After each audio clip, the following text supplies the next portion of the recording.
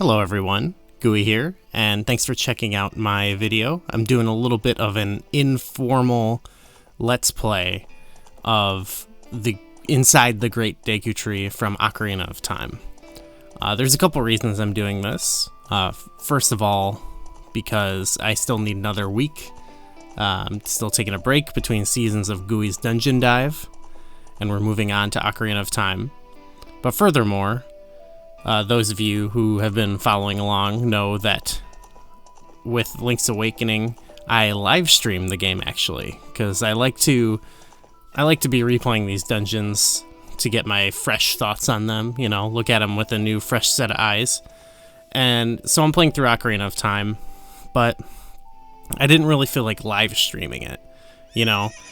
But on top of that, with this series, I think I'm going to be trying to use actual footage from the game more in the video. Mostly because, you know, we're at the point now where a lot of the artwork gets into, it's just more capturing the game, whereas the older artwork was more interpretive. And let's get this story here. But, so I thought with this one, let's try something different. Let's just show some footage of the game. So, you know, I'm replaying the game, but I'm also capturing the footage. And I sort of had it, and I was like, you know what? Why not show it off and, you know, put some commentary over top of it? I wouldn't say this is like official Let's Play or anything, but if this is something, you know, everyone's interested in, I might continue to do it for other parts, you know, the rest of the game. You know, again, it's just going to be me getting footage. Maybe I'll edit out some of the boring parts, but, you know, let me know in the comments. We'll see just how this goes. So yeah, here, just iconic introduction for the game. And you'll see here some of my gameplay is going to be, I'm doing things to kind of, not necessarily how I would do them, but I'm trying to sort of capture certain things that would happen, or, you know, it's something that maybe a new player might do. I'm checking out things that I wouldn't normally check out.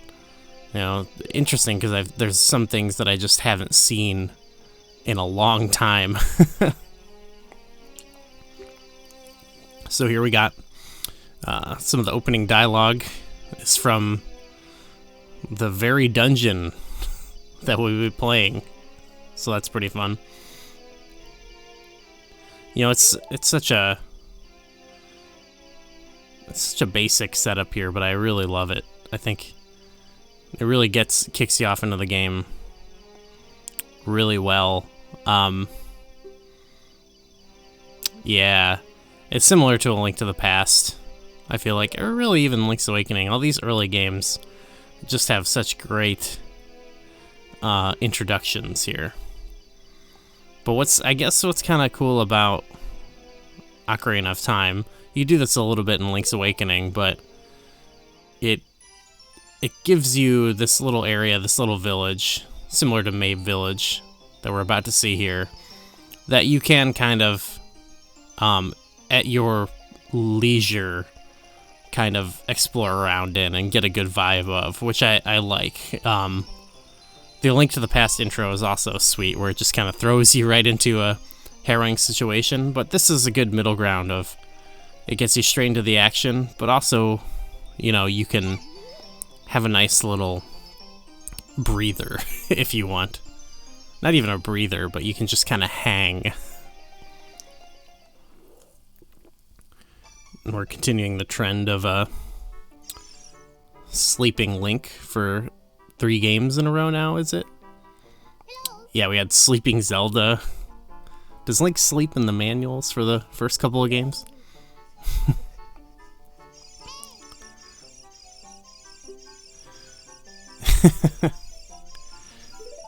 A little bit of a dunking on from Navi.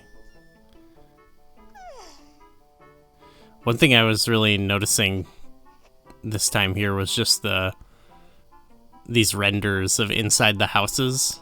Maybe because there were some that I hadn't gone in for a while, so they really stood out to me, but they're super interesting, especially with the fixed camera and stuff like that. Yeah, like, look at that. That looks pretty cool, actually.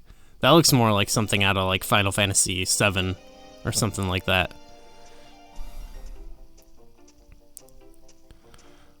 But here we are, so we're summoned to go to the Deku Tree. Like, it pushes you along in the right way, You're greeted by your buddy climbing down the steps, and she we got the fairy thing.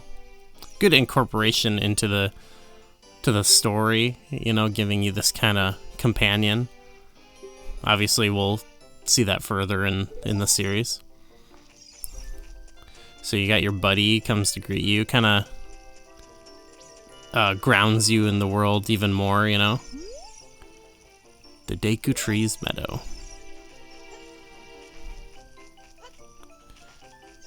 And then, yeah.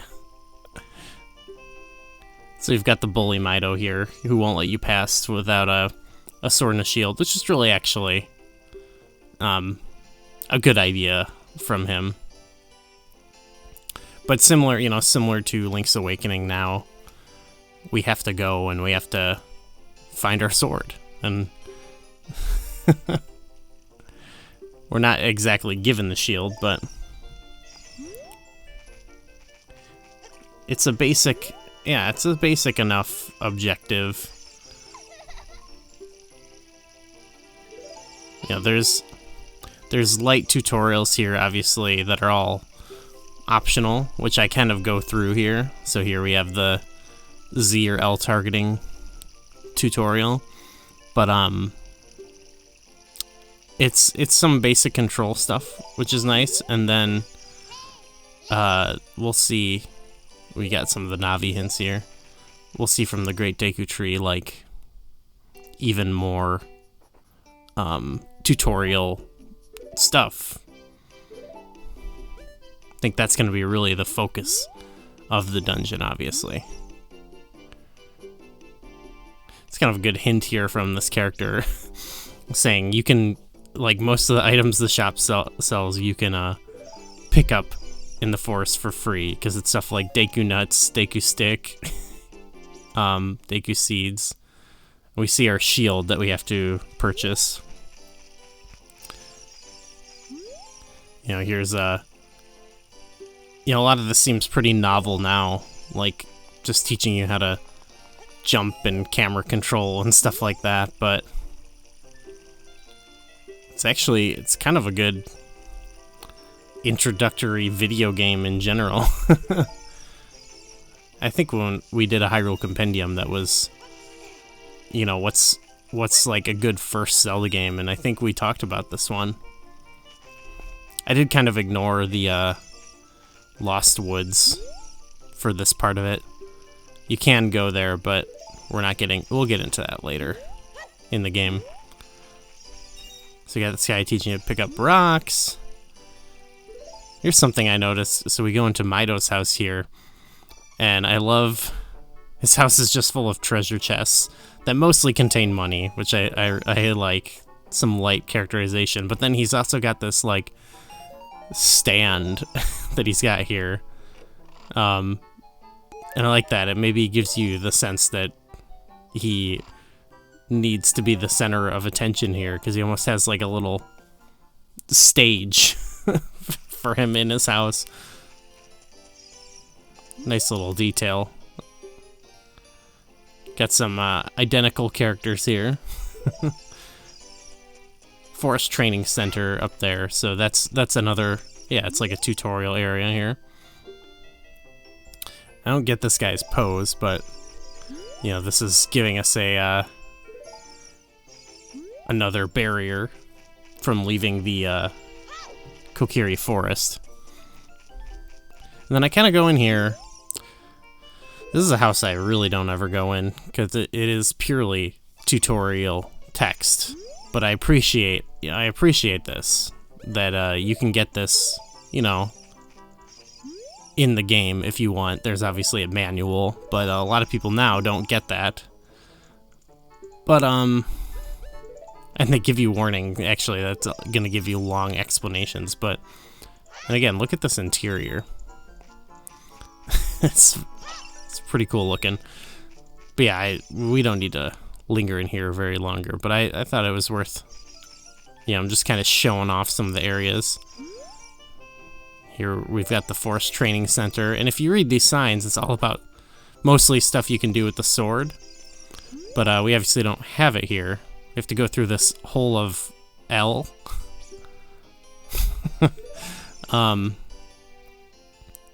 But, it's very clever, obviously, to put this little sword thing beyond a mini tutorial area. Then you're given, you're given the option to kind of use the sword afterwards. Yeah, the L, the hole of L. So this is like the L targeting tutorial area. But again, this is all, like I say, this is all great tutorialization. It doesn't hold your hand. It doesn't linger. It's something that anyone can easily access. Even tells you here about the Know-It-All Brothers house. It's a nice little reward here too. Granted, this is some basic gameplay stuff. Sneaking through this boulder maze isn't that exciting, but again, it's quick, it's a tutorial, it's there, and you can it's practically skippable, you know what I mean, if you know what you're doing. Don't gotta read signs. It gets a lot of praise from me here. I think you could maybe argue that some of the stuff you have to do in the game, like in the Deku tree, all the tutorial stuff, maybe that's not as exciting. Get to learn the basic jump moves here. Practice with an S? Was that what that was? Do you spell practice with an S? Saw they spelled center R-E. They give you some rupees here. I thought about purchasing, some of that stuff with the rupees, but I took the one character's advice and realized you can get this in the forest for free. And it's got, you shouldn't have to be taught how to cut grass, but here it is,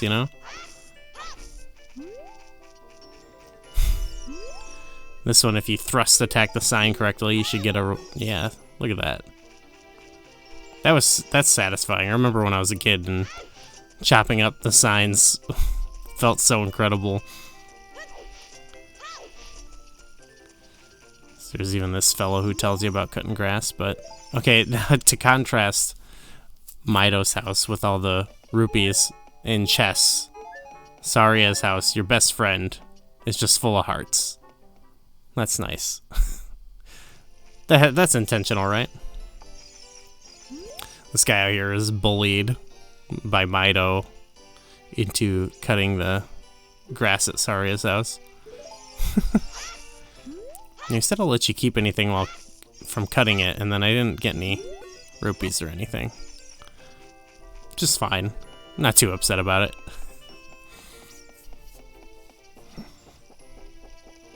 Do you think this is a tutorial? This is advanced.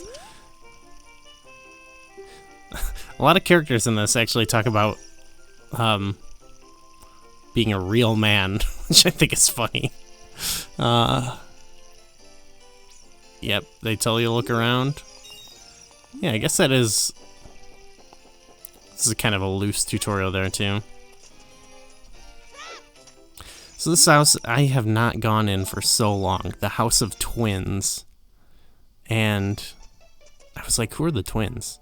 There's not enough houses here for everyone in the village. But it's got some money. She talks about her sisters at the store, and they tell you about rupees, so I guess a rupee tutorial. Yeah, just well done. Just a well done tutorial town.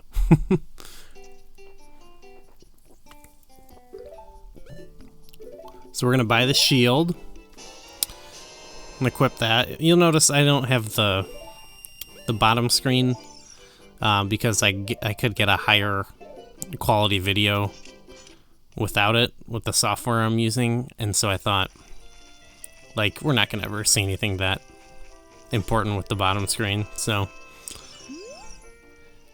alright, we sufficiently, this should please Mido. I like him. He's funny. We read the manga of Ocarina of Time over at Zelda Dungeon, and they give him a little bit more in the story too, and it's pretty fun. So on this little path now too, we get our first like enemies. I kind of like, they can't really, you can only really hurt you if you run into them. So they're almost a tutorial enemy on their own.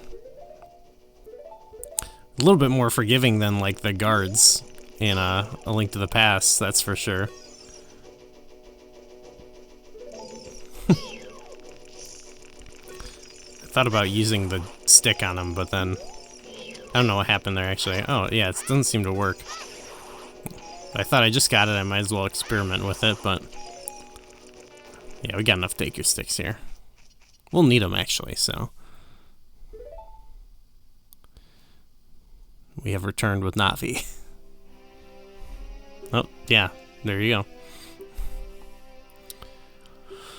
go. And so we already get a setup with Ganondorf here, which is nice, and it connects to the nightmares that have been had. But we also kind of understand the connection that the Kokiri have to the Deku tree. And so it, you know, it's a little bit of a personal tie-in there.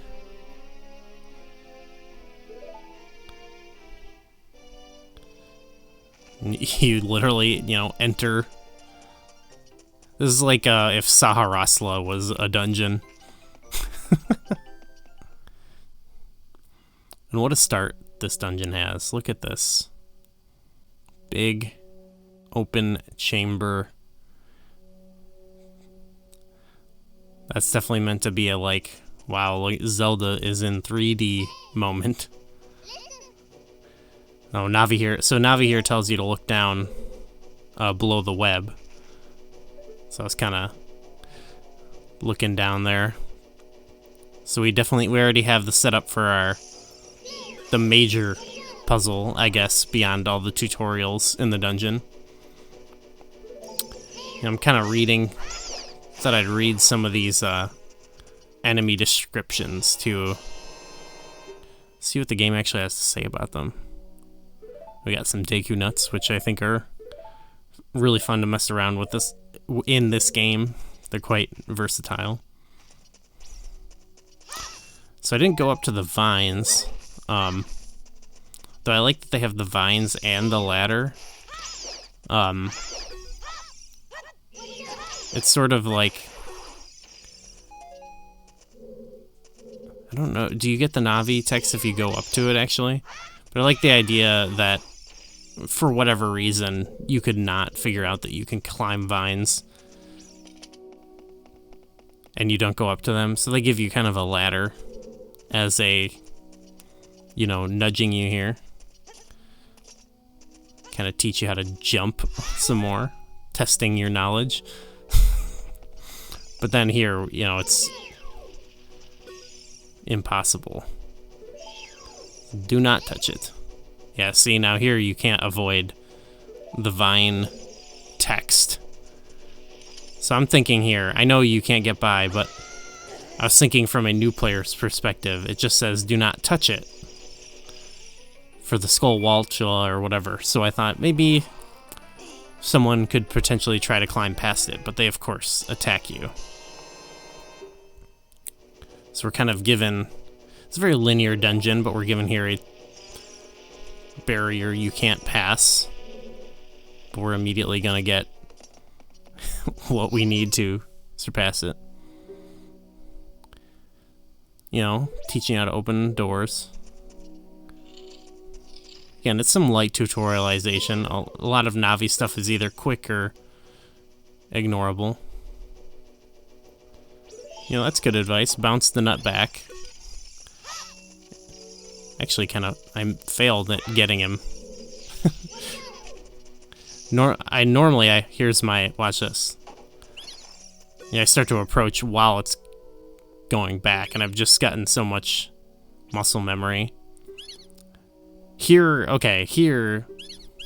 is kind of a nice thing where he gives you sort of hint about jumping off a high cliff. And that's, of course, what the big goal in this is. So it's kind of setting you up for that. So not only is it is a cool big gimmick puzzle for 3D in this. Yeah, I got the slingshot, and we're immediately taught how to use that. But it's also, so that big gimmick puzzle is also like a very good tutorial puzzle about jumping from tall heights. So, sort of some, so yeah, what does Navi say about that? No, it's just, look at this ladder up here. So you just got the slingshot, so we should figure, boom.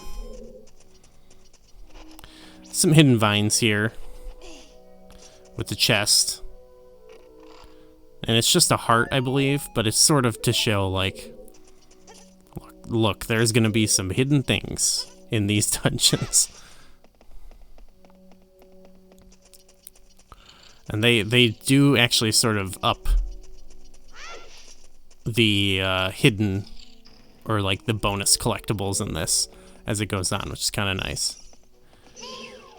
So we could take that advice to jump. You know, you might put that puzzle together now and just jump from that level, but it's not going to be high enough. But if we did, we would see kind of the net move and shake a little bit. But some people might not figure that out. Some people might do what we just did and said, okay, we got the slingshot. We can now attack these guys.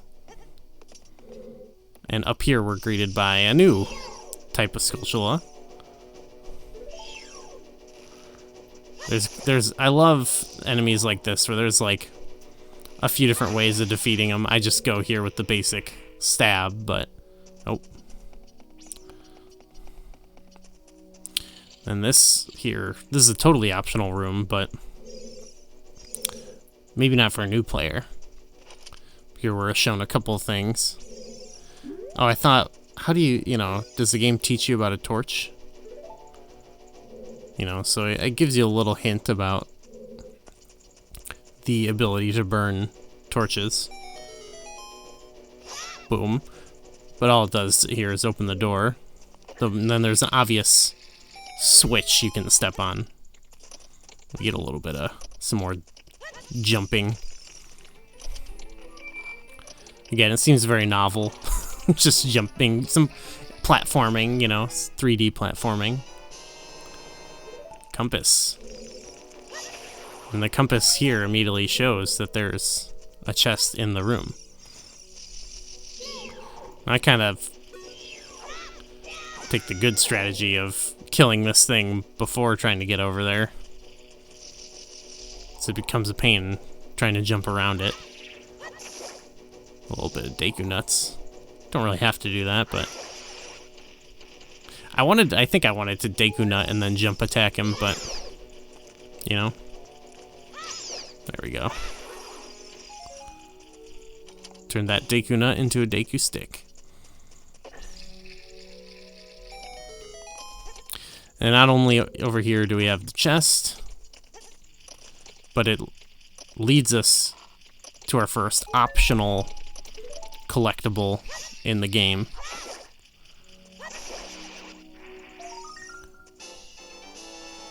Gold Skulltula.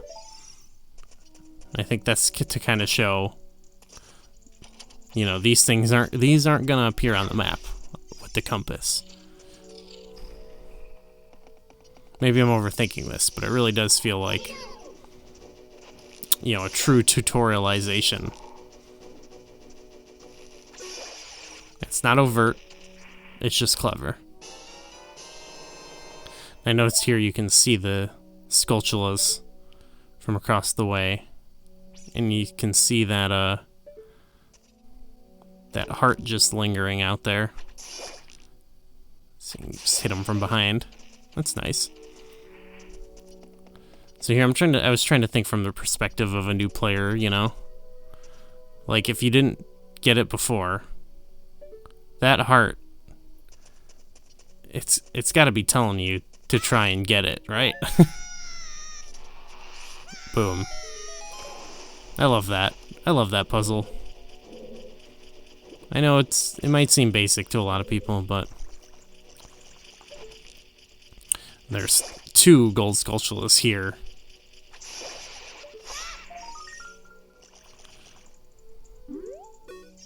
I like this. You gotta kind of work for this one.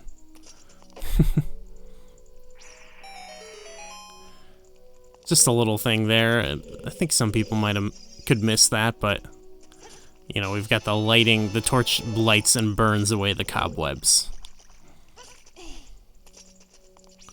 So I don't know. Tell me what you think about torch puzzles in Ocarina of Time. I think they're a nice novelty. But we see a kind of a natural progression with those. Get the other Skulltula. We go from, oh, you can light a torch, to you can light the cobwebs. There's multiple ways to break them.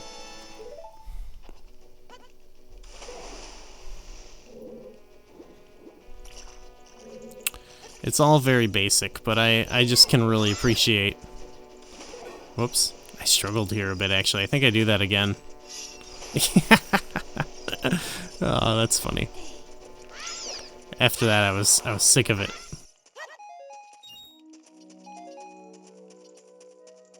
And here we've got our webs that we must burn.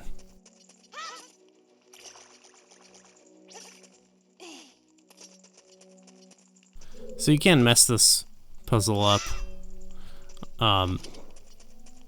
by falling in the water. You can clearly see there's a higher edge there. And it's meant to show that, you know, you can't swim with the torch, obviously.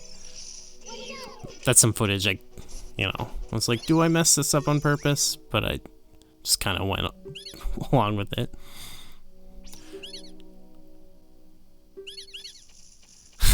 I love this. There's kind of tells you how to beat his brothers up there, and they all kind of serve Queen Goma. I love this kind of like, it's almost like a story that carries through it.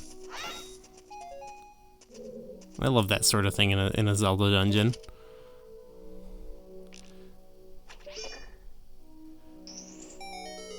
Yeah, it's just a room that's meant to get you to figure out how to do that.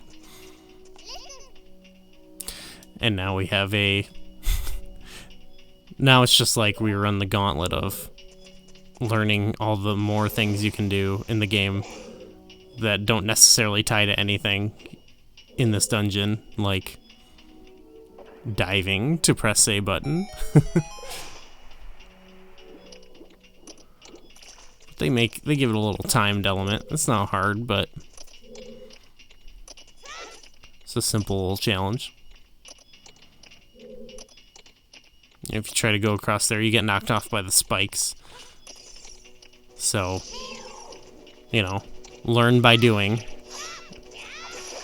That's what I wanted to do earlier.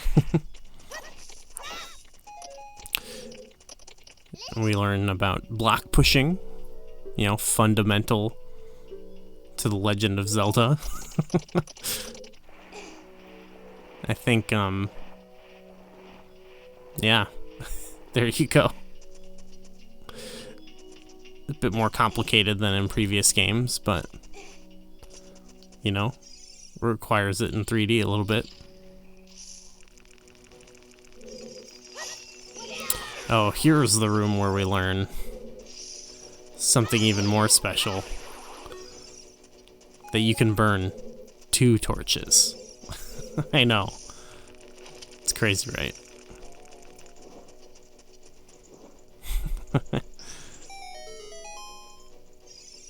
It's goofy, but you know.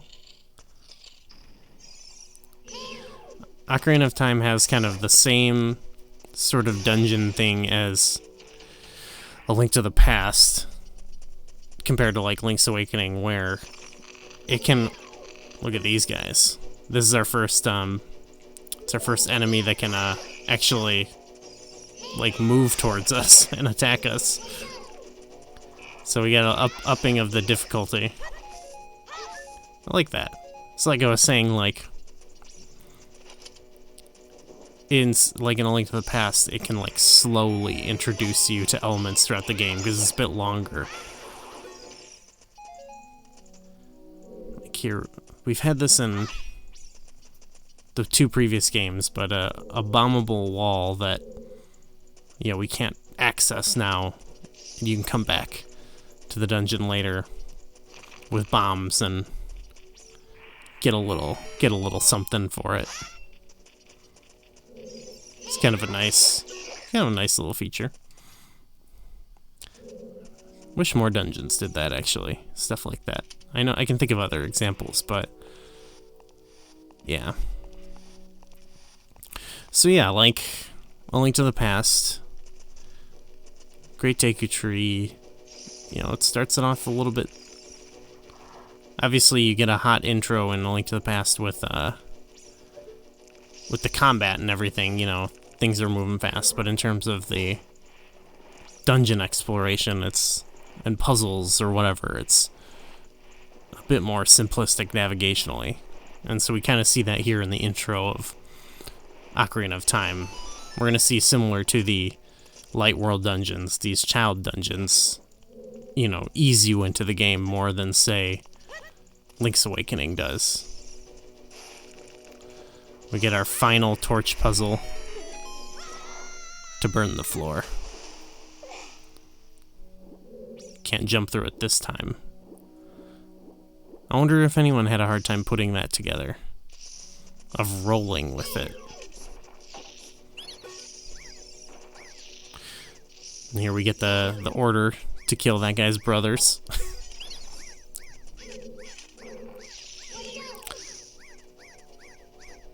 And with this, the guy kind of gives us a final hint about Queen Goma. It's so annoying that he's going to reveal it.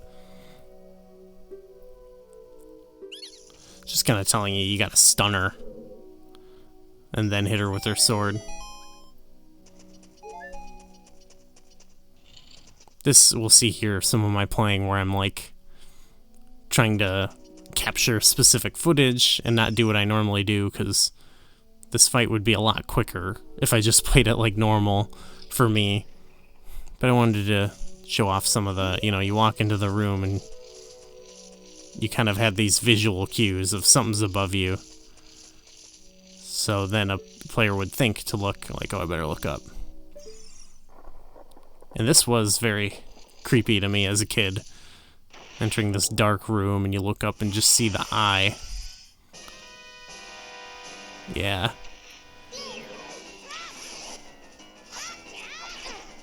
I messed that up, actually, but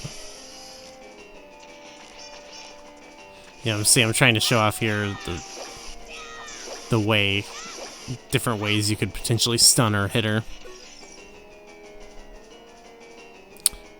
And then Navi, they tell you gotta stun it, and Navi tells you when it's vulnerable. So now I was thinking here, like, oh, you gotta follow it. Not realizing, oh, its eye turns red. Obviously, I do realize that, but I wanted to show this phase off where these guys come down. It's kind of, again, a good build-up, because we've sort of seen them before,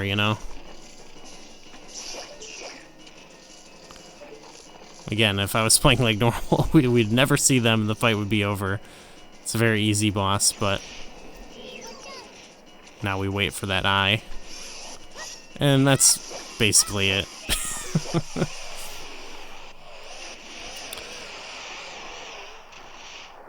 Like I was saying, introductory boss. Ain't nothing to it. But it shows you the basics of the game, you know?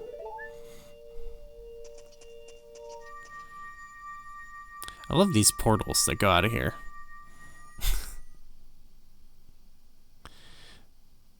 They don't ever really explain what's the deal with that, but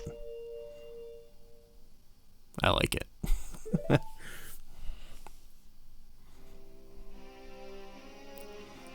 And it's another way of kind of easing you into the story here is, now that you've beat the dungeon, you're sort of told here some more of the backstory of the lore of the world, and of course Ganondorf. Just always a good way to kind of get you invested in the game. We sort of had it in, you know, they continue this trend, obviously, with having it be something personal to the character, and then it's wrapped up in this kind of greater evil, you know?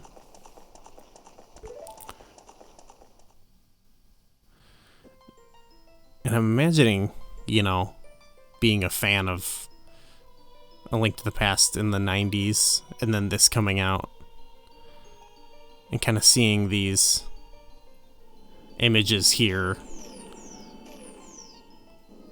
of the creation of Hyrule and the Sacred Realm, and Ganondorf's, you know, wish to conquer it or gain the power, and it, you know, exciting some memories, you know? It seems really exciting. And the music and the visuals here are really neat. They really captured my imagination as a child.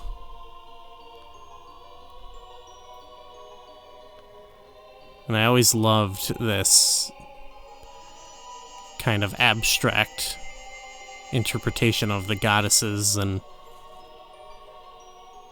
kind of the wording of the myth here. It really did capture the vibe of, you know, a believable mythology or something. It's pretty simplistic, but it definitely worked for me. Even kind of these weird models of them were really cool. And then, yeah, seeing this was something else at the time.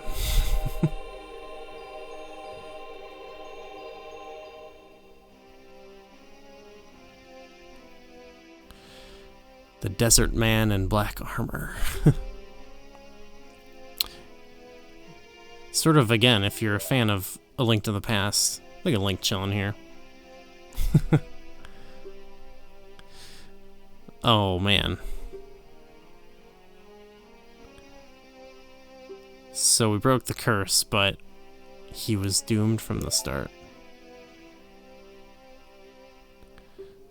This scene, actually, when I was a young child, yeah, I was like, wow. It seemed pretty grim to me, pretty gruesome. But not before giving us this lovely emerald. Cool design here. You know, if you got a 3DS, you want to flip 3D on for this, because it looks cool popping out of the screen at you. I can feel it already.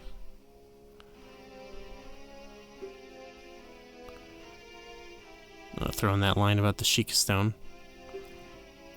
The emeralds and the stones of power really feel like a upgrade of like the pendant concept from the last one. Again, it's a light remake almost, or 3D reimagining of A Link to the Past. Yeah, oof. And of course, Navi's. Let's go. Dang. Navi lingers a little bit. Good stuff. Then, like, we're kind of immediately lambasted here by Mido. Oh, like, we let you go to talk to him, and then he died. And he blames you, even though you did what you could. But we're given our mission there, and it's off to Hyrule Castle from beyond that. But that's gonna do it for now. Again, let me know if you enjoyed this kind of informal gameplay right here, an informal commentary. If you like this sort of thing, I'll keep doing it. I don't know if it's gonna make the time between other videos longer, but I guess we'll see. See you later.